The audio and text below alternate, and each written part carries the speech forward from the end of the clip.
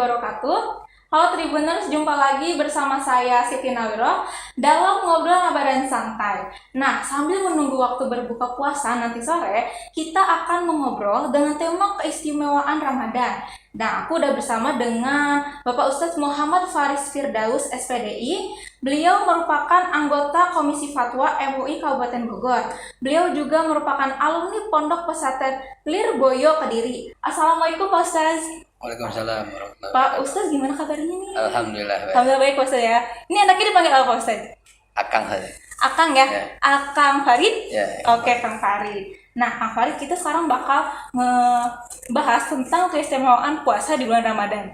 Nah, kira-kira keistimewaan puasa di bulan Ramadan itu apa sih, Kang? Bismillahirrahmanirrahim. Assalamualaikum warahmatullahi wabarakatuh. Mungkin langsung saja saya jawab ya. Di dalam bulan Ramadan ini berasal dari kata Ramadho yang artinya adalah membakar. Jadi bulan Ramadan ini bisa dikatakan sebuah keistimewaan yang diberikan oleh Allah Subhanahu wa taala kepada umat Nabi Muhammad SAW. Walaupun umat Nabi Muhammad SAW itu umurnya pendek-pendek, tetapi di dalam perjuangan mendapatkan keistimewaan melebihi umat-umat sebelumnya itu adalah bisa melebihi, karena dikasih salah satu bulan yang begitu istimewa untuk memperbanyak ibadah. Di dalam bulan Ramadan ini juga disebut sebagai Sayyidus Sahri, ya, yaitu rajanya daripada bulan. Walaupun umurnya umat Nabi Muhammad itu sedikit, pendek, ya, tetapi ibadahnya itu bisa melebihi daripada umat-umat sebelumnya. Di antara salah satunya adalah momen yang paling tepat itu adalah di bulan Ramadan ini. Nah, oleh karena itu para Tribuners, marilah kita manfaatkan bulan Ramadan ini dengan betul-betul untuk beribadah kepada Allah Subhanahu wa taala. Dengan harapan mudah-mudahan dengan kita masuk ke bulan Ramadan, kita berpuasa dan beribadah, kita mendapatkan fadilah yang begitu besar yang ada di dalam bulan Ramadan. Begitu. Baik, Kang Farid. Nah, apa kita yang berpuasa ini pasti mendapatkan keistimewaan di bulan Ramadan, Kang? Insya Allah. Kalau dia berpuasa, insya Allah mendapatkan keistimewaan. Bahkan di dalam kitab Risalatul Jami'ah yang saya bawa ini dijelaskan ada sebuah hadis yang menjelaskan man shoma ramadhana imanan wahtisaban ghufira lahu ma taqaddama min dzambihi wa ma ta'akhkhar, rawahu al-Khatib an Ibnu Abbas. Jadi siapa orang yang berpuasa dengan rasa iman, dia mempercayai keimanan, artinya bahwasanya Ramadan ini, di dalam bulan Ramadan ada sebuah perintah puasa, dia meyakini perintah puasa ini adalah kewajiban bagi setiap orang beriman. Yang pertama, yang kedua wahtisaban, dan mengharapkan pahala itu, maka dia akan diampuni oleh Allah Subhanahu wa taala dosa-dosanya, ya.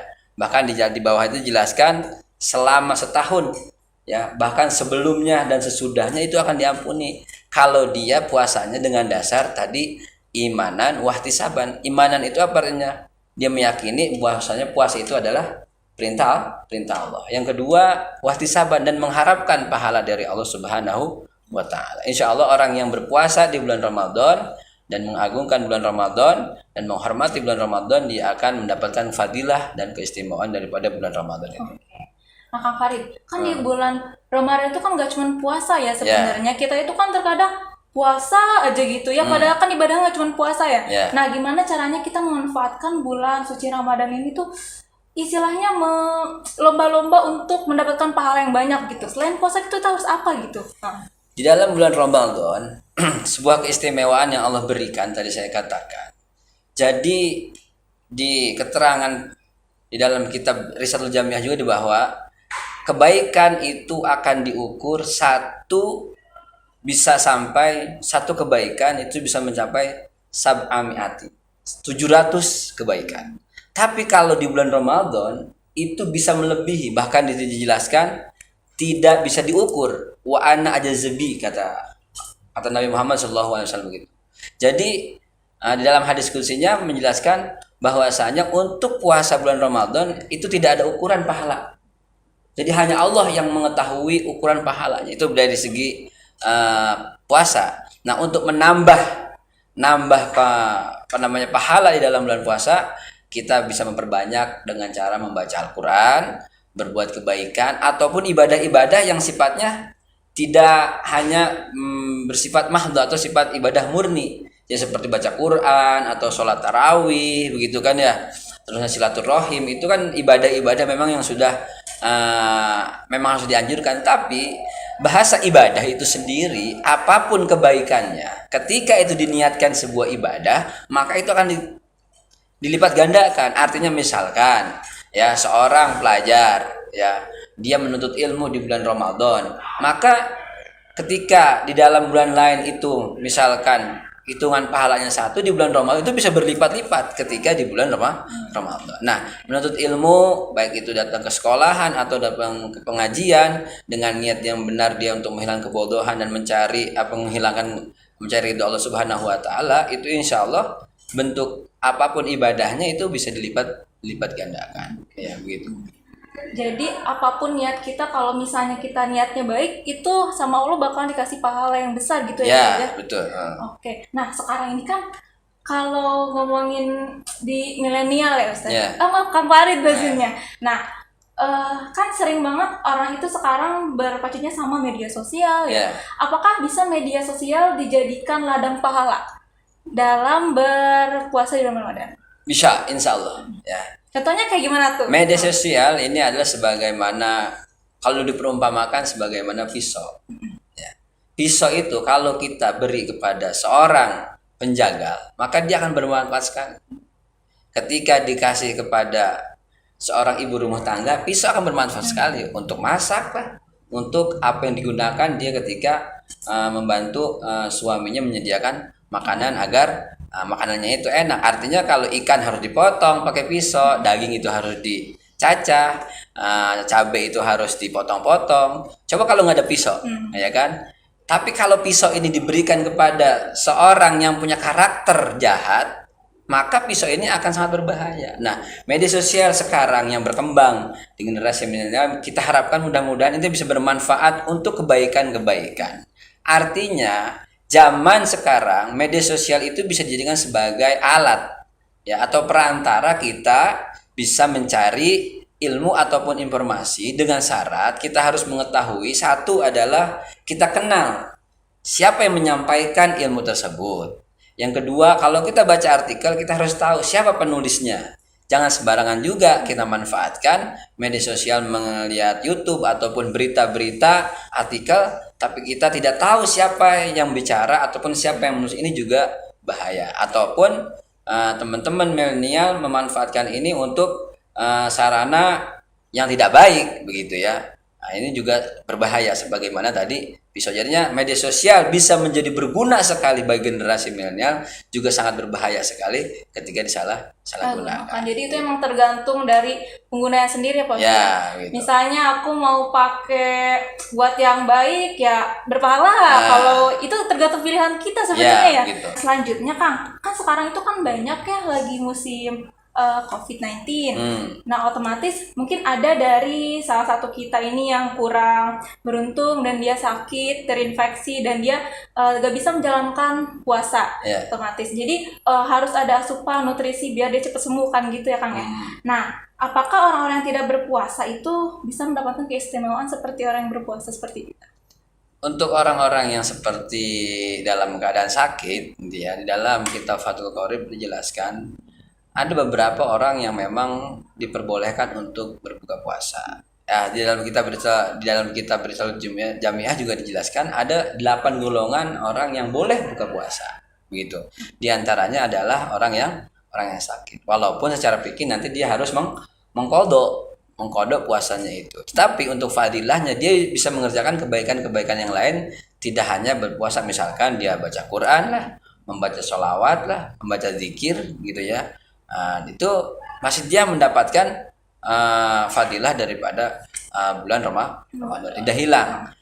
Fadilahnya itu tidak hilang. Jadi karena ada apa? Karena ada uzur tadi, ada penyakit yang sedang menimpa dirinya. Jadi untuk puasanya dia harus mengqadha di bulan yang lain, tetapi untuk kefadilah keutamaan yang tadi saya jelaskan di awal sampai melebihi 700 pahala, itu dia kalau mengerjakan kebaikan tetap dia akan mendapatkan kebaikan gitu. Jadi nggak cuma dari puasa sebenarnya. Tidak harus puasa, iya gitu. Bisa baca Quran. Nah, gitu. Apa lagi ya? Sholawat, Sholawat. Tapi gitu. atau kita memberi sesama itu kan Nah, termasuk sodako, sodako. gitu. Jadi Bisa. itu ya buat yang tidak bisa berpuasa karena tadi yang dijelasin sama Kang Farid. Tadi kan ada 8 ya Kang ya? Iya. Itu kan nomor satunya. Nah itu Iya. 7-nya apa gitu? Nah, itu diantaranya adalah orang yang sakit ya tadi ya, sakit. Ya orang gila. Kemudian lagi orang dalam perjalanan. Ya orang perjalanan. Terusnya lagi orang yang head, orang yang nifas, orang yang menyusui, orang yang hamil ya. Dan yang menyusui dan hamil ini nanti dipilih lagi ya, dan orang yang sangat tua sekali ketika dia tidak mampu untuk melakukan puasa gitu. Itu boleh tidak puasa, artinya boleh dia tidak berbuka di siang hari, tetapi dia harus mengganti dengan sesuai dengan aturan yang sudah ditetapkan begitu ya. Nah, kalau misalnya aku mau nanya ini dari aku sendiri ya Kang Ya, ya. silakan. Nah, tadi kan ada kalau orang yang nggak boleh berpuasa itu karena perjalanan ya. Ya. Nah, kalau misalnya orang-orang sekarang kan suka pada mudik tuh, apa itu termasuk yang nggak apa-apa gitu nggak puasa karena mudik itu gimana nih Kang? Perjalanan yang diperbolehkan tidak puasa itu adalah perjalanan yang sekitar 98 km. 98. Iya, Itu ada jalan mengatakan kaki atau gimana itu? jalan mobil. Dan mobil juga. Makanya ukurannya. Oh, ukurannya. Ukurannya yang penting adalah 98 km gitu ya. Masakohnya disebutnya ya, kesulitannya itu 98 km. Ketika dia perjalanan 98 km ya, itu diperbolehkan untuk menjamak puasa, dan dia juga boleh bukan untuk berbuka puasa gitu. Yang lebih utama yang mana? Berpuasa apa tidak puasa? Ini ya bisa dijadikan sebagai pertimbangan. Kalau dia kuat gitu, lebih baik puasa. Kalau tidak kuat karena ada rukhsah yang diberikan oleh Allah, silakan aja. Bahasanya lagi mumpung ada diskon. Nah, gitu kan. Kalau dikasih diskon ya diambil lah begitu. Tapi kalau dia kuat, artinya dia nanti khawatir tidak bisa mengqadha atau sebagaimananya, dia ya tetap puasa karena itu tetap harus diqadha gitu lah. Tadi 98 ya maksudnya? Iya, 90. ada berapa cuma ada 98, ada yang 97 gitu. Oh, oke. Nah, kalau misalnya dia nggak tahu dari sini, misalnya dari Bogor ke Cianjur cuma 50 kilo misalnya nih, nggak kuat, capek, pusing, itu diperbolehkan juga apa gimana? Nah, kalau itu berarti unsurnya lain lagi. Unsurnya karena sakit. Oh, gitu. Ketidakmampuan dia untuk berpuasa, bukan masalah perjalanan. Sekarang begini, misalkan kita dari Bogor ke misalkan ke Jawa Timur ya. Kan jalan sekarang udah enak. Betul. Iya, pakai mobilnya Alphard misalkan, atau yang nyaman lah begitu ya. Atau dia pakai kereta yang nyaman. Bagaimana? Boleh nggak dia nggak boleh? Ya boleh-boleh saja, karena sudah memenuhi syarat. Gitu. Walaupun dia nggak capek lah bahasanya begitu ya. Tapi untuk boleh tidak puasa, tapi harus mengqadha nantinya. Begitu ya. Oke, nah karena kan ada ya Pak Ustadz, jadi kayak iseng itu jadi alasan buat diri dia. Oh, orang saya mudik, padahal mudiknya ke Bojong dekat. Masa nggak puasa kan nggak boleh kayak Iya, gitu nggak ya boleh, Pak harus ya? ada syarat. Iya, berarti harus tadi ya ada 98 atau 97 km. Iya, Lalu kondisinya emang tidak mungkin untuk puasa ya, tidak apa-apa asal mengqadha nantinya kan ya. Iya, begitu. Oke. Sekarang pertanyaan terakhir nih, apa tanda puasa kita diterima sama Allah? Tanda puasa kita diterima oleh Allah Subhanahu wa taala ya sesuai dengan yang sering dibacakan oleh para asati dimanapun berada, biasanya membaca ayat surat Al-Baqarah ayat 183 itu ya, yang ujungnya itu adalah menjadi orang yang bertakwa gitu ya. Jadi cirinya puasa diterima itu artinya ketika setelah puasa dia ada perubahan dalam hidupnya. Ya. Jadi asalnya tidak baik, setelah puasa dia menjadi orang yang lebih baik. Baik itu tingkat ibadahnya kepada Allah ataupun tingkat sosialisasinya kepada manusia gitu. Itu cirinya. Salah satunya cirinya itu begitu. Ada perubahan dalam dirinya. Kalau tidak ada perubahan, ya mungkin puasanya itu hanya sekedar menahan lapar dan haus. Karena puasa itu dibagi tiga tingkatan. Ada puasa orang umum, ya, ada puasa orang khusus, ada puasa khusus bil khusus. Puasa orang umum ini adalah puasa menjaga makan, menjaga minum, dan menjaga hubungan suami istri. Cukup itu aja. Nah, puasa khusus ini adalah puasa yang bisa menjaga 7 anggota badan. Memang di hadisnya ini ya, hati-hatinya. Hadis ini menjelaskan begini, siapa orang yang berpuasa kemudian dia ghibah, kemudian dia berbohong, ya kemudian dia membicarakan kejelekan orang lain atau menghina orang lain, batal puasanya. Nah, di dalam kitab ini dijelaskan itu bukan batal puasanya secara fikih, itu batal puasanya itu adalah batal pahala puasanya gitu. Karena kalau kita mau meningkat ke puasa yang nomor 2, puasa khusus, maka kita harus bisa menjaga 7 anggota badan kita ini. Ya, jawarih, 7 jawarih. Jadi antaranya adalah mulut, mata, tangan, kaki, telinga gitu. Ya, itu harus dijaga dari perbuatan-perbuatan yang ya katakanlah dosa lah gitu ya. Ya, artinya ketika puasa berbohong gitu. Bagaimana hukumnya ketika puasa bohong? Puasanya sah, pahalanya yang tidak ada. Artinya dia hanya menggugurkan kewajibannya sebagai muslim saja. Jadi dia tidak berdosa lah begitu. Tapi untuk nilai puasanya nol lah bahasanya gitu ya, nol dan dia nilai puasa. Nah, kalau puasa khusus ini puasanya para nabi. Nah, ini memang kalau kita perhatikan agak sulit ya, karena puasanya para nabi itu adalah kalau hati pikirannya sudah memikirkan selain Allah sudah batal. Ya, ukuran kita kan belum bisa seperti itu ya. Ukuran kita mungkin ya puasanya lebih bisa menjaga makan dan mulut ya. Kita tingkatkan lah. Ya sedikit-sedikit kita bisa mulut kita dijaga tidak berbohong, mata kita dijaga untuk tidak melihat sesuatu yang dilarang, tangan kita gunakan baik-baikan, kaki kita gunakan kepada tempat-tempat yang baik begitu ya. Nah, itu mungkin nanti bisa ada perubahan setelah bulan puasa bisa dirasakan. Tiba-tiba kok saya perasaannya ini bisa dirasakan dengan diri sendiri. Ada perubahan dalam dirinya, itu gampang melakukan ibadah.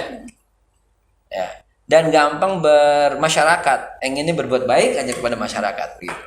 Di bawah ibadahnya kok gampang. Nah, ini ciri daripada puasa diterima. Nah, ini harus dipertahankan. Kalau nanti tidak dipertahankan akan balik lagi dia kepada yang awal gitu. Okay. Nah, berarti sebenarnya puasa itu tuh nggak cuma nahan lapar sama nahan haus doang ya? Iya. Maksudnya kita juga harus puasa itu tuh sama mata, tangan gitu kan. Nah, kalau misalnya sekarang nih kayak di media sosial, kan tangan yang ngetik-ngetik tuh. Kang, kayak misalnya kita komentarin foto si aku gini ya bla bla bla. Nah, itu gimana tuh hukumnya? Apakah jadi puasanya pahalanya nggak ada nih apa gimana tuh Kang? Bisa jadi kalau tangan jari-jarinya ini tadi saya katakan tangan ya, saya tidak sebut jari karena beda dalam bahasa Arab itu. Tangan itu yadun, tapi kalau jari itu asobi ya. Tapi bagian daripada yadun itu adalah dari sini sampai sini gitu. Bisa dikatakan dari sini sampai sini gitu ya. Nah, itu bisa dikatakan ketika kita melihat media sosial atau kita gunakan media sosial untuk sesuatu misalnya yang provokatif ataupun menghina orang, mengomentari sesuatu yang tidak baik, itu bisa jadi. Bukan bisa jadi, pahala puasa itu bisa hilang lah begitu ya. Begitu. Atau melihat sesuatu yang ada di media sosial begitu ya. Walaupun bahasanya itu tidak tidak syahwat ya, itu bisa mengurangi daripada pahala puasa. Jadi percuma ya Kang ya, maksudnya kita udah nahan lapar udah nahan haus, tapi kita tidak bisa menjaga yang tadi dijelaskan sama Kang Farid, kayak percuma kita nggak dapat sama pahalanya gitu ya. Pahalanya tidak dapat, tapi dia sudah menggugurkan kewajibannya sebagai seorang muslim. Artinya dia tidak berdosa begitu. Tidak berdosa pada waktu itu, dia sudah menggugurkan dia sebagai seorang yang beriman dan Islam, dia sudah menjalankan kewajibannya. Yang lebih parah lagi kan tidak berpuasa. Nah, ini dia lebih parah, tidak berpuasa. Berarti kalau dia puasa tapi tetap menjalankan itu, berarti dia tidak berdosa untuk tidak meninggalkan puasanya. Nah, harapan kita bulan puasa ini benar-benar dimanfaatkan ya, walaupun ada hadis naumun shaimun ibadatun itu ya, tidurnya orang puasa adalah sebuah ibadah. Ini jangan disalahartikan terus tidurnya orang puasa itu ibadah, dimakan mentah-mentah itu hadis.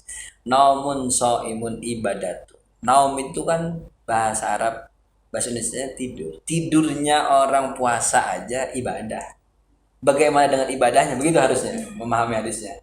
Ya, tidurnya aja adalah ibadah.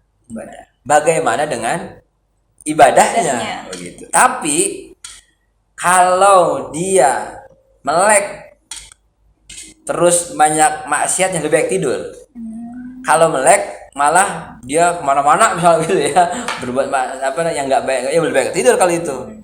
Ya, artinya hadis namun shaimun ibadatun itu bisa kita maknai jangan setengah atau setekstual itu. Tidurnya orang puasa adalah ibadah, berarti tidur terus. Harus terusin, tidurnya ada ibadah. Bagaimana dengan ibadahnya? Yang pertama, yang kedua, kalau ketika dia puasa lebih banyak meleknya itu lebih banyak dia mengerjakan tidak baik, ya lebih baik tidur begitu. Karena dengan tidurnya itu berarti dia memberhentikan secara nggak langsung perbuatan-perbuatan yang tidak baik. Inilah yang disebut dengan ada yang mengatakan naumul alim ibadatu. Tidurnya orang alim itu adalah ibadah. Kenapa? Karena tidurnya dia bisa memberhentikan maksiat. Tidurnya dia bisa memberhentikan perbuatan-perbuatan yang tidak baik. Ya, kondisi harus dilihat ini ya, nanti disesuaikan. Gitu. Bukan berarti seharian tidur, enggak gitu ya Kang ya. Kalau ada tidur aja dari pagi sampai sore, kenapa tidur ini biar banyak pahala? Enggak gitu ya. Iya, enggak gitu. Nah, oke. Nah, sekarang nih Kang, kan kita tuh kan mau kalau tarawih di bulan puasa ini fenomena di masyarakat nih. Misalnya hari pertama tarawih, membludak.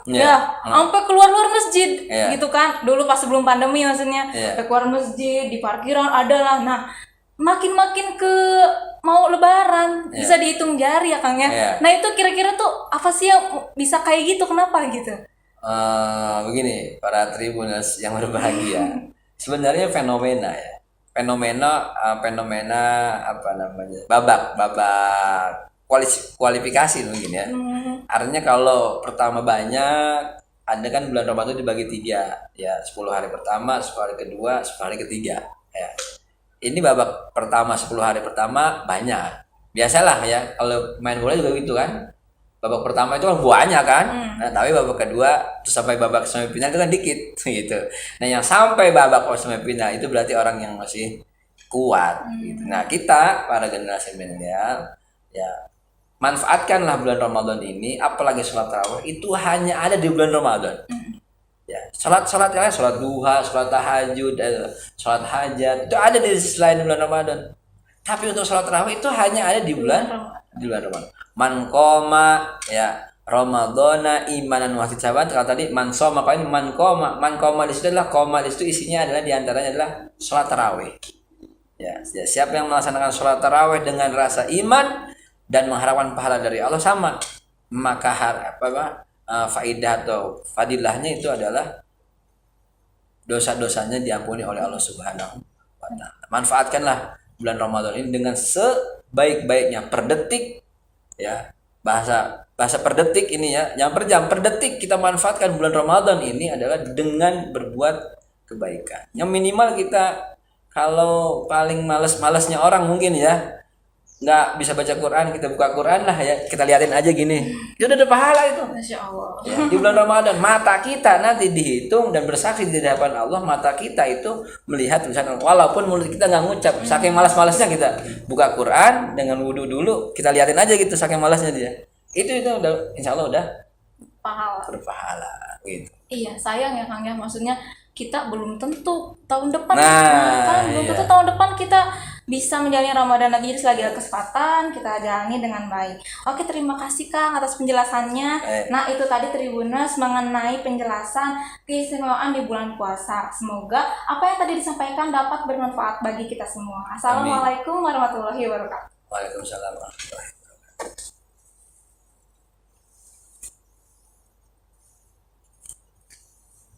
Terima kasih sudah nonton. Jangan lupa like, subscribe, dan share ya.